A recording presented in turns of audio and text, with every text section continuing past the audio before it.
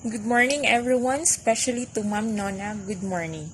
In behalf of Ms. Arlenda Avila's group, I am Almijin Ipon and we are the Group 6 entitled Ecological Literacy.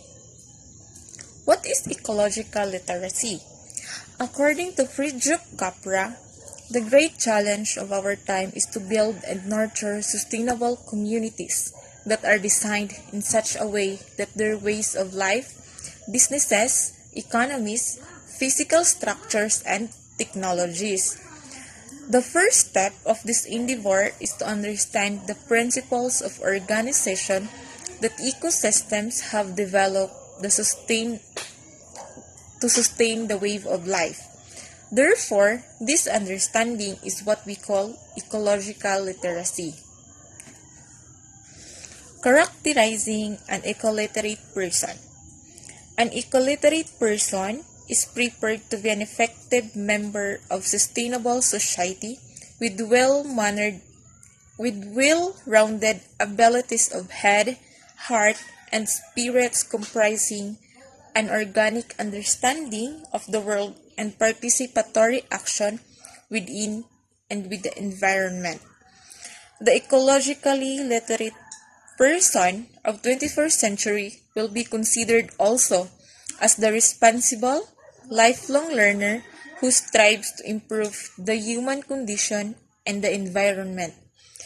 There are 6 characteristics of an ecoliterate person that we'll be discussing with my group later. Characterizing an ecoliterate person. According to Dr. Tom Pak, 2002, Lakehead University of the characterized an ecological illiterate person of the 21st century as the responsible, lifelong learner who strive to improve the human condition and the environmental within the context of self, human groups in the biosphere and ecosphere. These are the 6 characterizing an ecoliterate person. 1. An inquirer who actively secure the basic skill in knowledge in order to carry out the ecological responsibility. This also enables her to reach her own potential in place in the physical nature environment. 2. A reflective learner who understands the value and the limitation of the human knowledge, the power and limitation of the natural world, the role of the intuition in real life pursuits, and the role of self as it has manifested one's personal narrative. 3.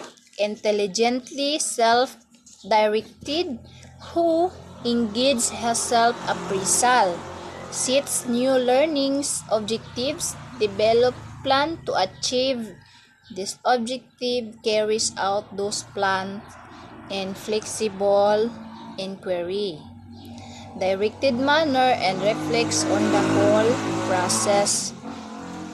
Number 4, morally responsible is who governs action with responsibility, seeking justice and equality for all that maintain human's relationship. 5. Ecological responsible who embodies ecological ideas and daily life. Number 6. Seek self-transcendence who moves beyond the limitation of personal ego by identifying with the human group's past and future. Flora and fauna is ecosphere that transcends the individual life, scope, and time. So for the continuation of our report, next will be the environmental literacy, ecological literacy, and ecoliteracy. And as what my co-reporter said earlier about the ecological literacy, so To be an ecoliterate person should be prepared to be an effective member of sustainable society with well-rounded abilities of not only the head, but also the heart, hands, and spirit, comprising an organic understanding of the world. So environmental literacy, it is an individual's understanding, skills, and motivation to make responsible decisions that considers his or her relationships to natural systems, communities, and future generations. And to be environmentally literate person, so we are both individually and together with others to make informed decisions concerning the environment and is also willing to act on this decision to improve the well-being of other individuals, societies, and the global environment, and also willing to participate in civic lives. So next will be the examples of activities about environmental literacy, ecological literacy, and ecoliteracy on the general conceptions of environment, the educational objectives, pedagogical approaches that we can use, and then the examples of strategies. So first is the environmental literacy. So for the general conceptions of environment, we have here the problem field of values. And for the dominant educational objectives, so to develop problem-solving skills, from diagnosis to action, develop a system of ethics, and then adopt environmentally responsible behaviors. And for the pedagogical approaches, we can use here the cognitive, pragmatic, affective, or moral approaches. And for the strategies, we have here the case study, issue analysis, problem solving, project analysis, clarification of values, and then criticism of social values. And for the ecological literacy, so for the general conceptions of the environment, so we have here object of study system. And for the dominant educational objectives, so it acquire knowledge of ecological concepts and principles, develop skills related to scientific methods such as observation and experimentation, develop system thinking such as analysis and synthesis, and lastly is to understand environmental realities in view of informed decision making. For the primary pedagogical approaches, we have here the cognitive and experiential. So experiential, since we develop here skills related to scientific method. For the examples of strategies, we have here the observation, demonstration, experimentation, case study, environmental system, analysis of construction ecosystem model. And lastly is the ecoliteracy. So for the general conceptions of environment, so we have here shared resource for sustainable living Gaia. For the dominant educational objectives, so to promote and contribute to economic development that addresses social equity and ecological sustainability, and then develop the many dimensions of one's being in interaction with all aspects of the environment, develop an organic understanding of the world and participatory action in and with the environment. For the pedagogical approaches, we have here the cognitive, pragmatic, holistic, intuitive, or creative approaches. And for the examples of strategies, we can use here the case study, social marketing, sustainable consumption activities, sustainable living management project, immersion, visualization, and then creative workshop. Now in greening initiatives in college and universities, so we have here the benefits of greening initiatives. First is the environmental and economic sustainability.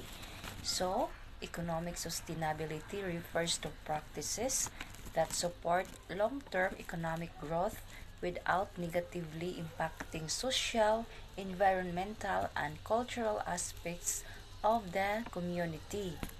And then second is the reputation as a leader through example. Being a leader, you must be a role model to the students. And then, third is improve quality of life in the campus. Why campus life is so important?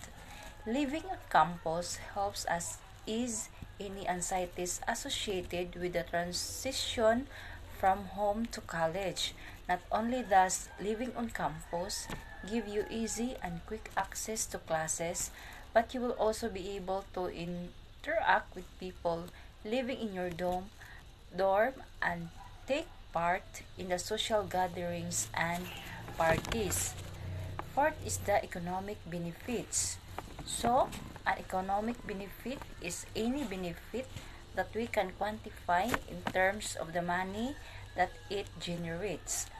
Net income and revenues, for example, are forms of economic benefit. Profit and net cash flows are also economic benefits. And then the last one is the real life work experience for your students. So, okay, good morning everyone. So today I'm going to explain to you the eco-literacy shifts in related areas. So in eco-literacy shifts, there are three types of it. So the first one is the perception. So in perception, it is a seeing. So in seeing, the example of this is, what did you see? So the second one is the conception or knowing. So the example of this is, how did you know, how did you get it, and how did you understand? So the third and the last one is the action or the doing. So in action, the example of this is how you do it. So in summarize, ecological literacy refers to an individual's understanding not only of ecological concept but also of his or her place in the ecosystem. So you are part of the ecosystem. It's not only you know something about this, but also have to act and to know your place, show respect and respect ecosystem. And that's all. Thank you.